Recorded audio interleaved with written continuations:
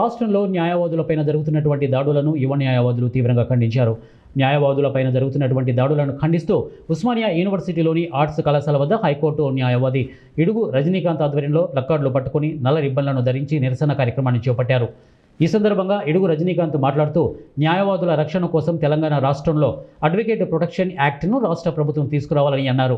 న్యాయవాదులపైన ఎవరైనా దాడులు చేస్తే తక్షణమే వారిపైన చర్యలు తీసుకునే విధంగా చట్టాన్ని రూపొందించాలని అన్నారు. రాజస్థాన్ రాష్ట్రంలో అమలు పరిచినటువంటి అడ్వకేట్ యాక్ట్ను తెలంగాణ రాష్ట్రంలో కూడా అమలు చేయాలని, అలాగే యువ న్యాయవాదులకు నెలకు 5,000 రూపాయల పైన ఫండును సైతం ఇవ్వాలని డిమాండ్ చేశారు. న్యాయవాదిపై వాళ్ళ సొంత అన్న ల్యాండ్ ఇష్యూ పేరు మీద అత్యంత దారుణంగా పాశవికంగా హత్య చేయడం జరిగింది. అది మర్చిపోకముందే నిన్న హైదరాబాద్లో అత్తాపూర్లో కదీర్ అనే ఒక న్యాయవాదిని దుండగులు తన ఆఫీసులోనే అత్యంత దారుణంగా చంపడం జరిగింది.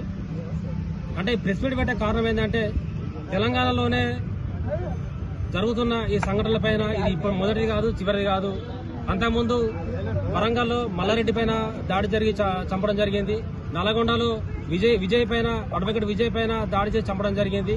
ఫాతిమా పైన మహిళా అడ్వకేట్ ఫాతిమా పైన దాడి చేసి చంపడం జరిగింది. మంతనిలో గట్టు వామన్ రావు అండ్ అతని సహచరి నాగమణి మీద అత్యంత దారుణంగా దాడి చేసి చంపడం జరిగింది.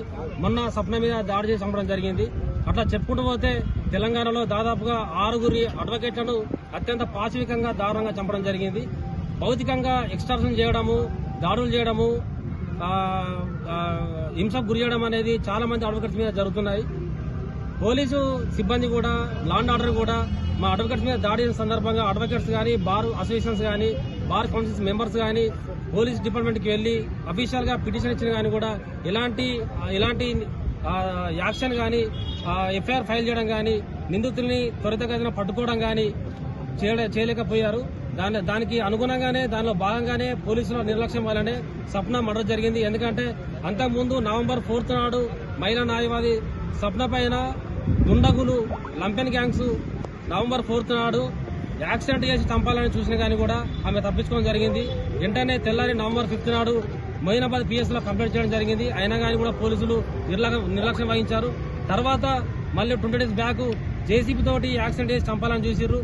మళ్ళీ సప్న చేవెళ్ల బార్ అసోసియేషన్ వాళ్ళని కలిసి కన్సల్ట్ అయ్యి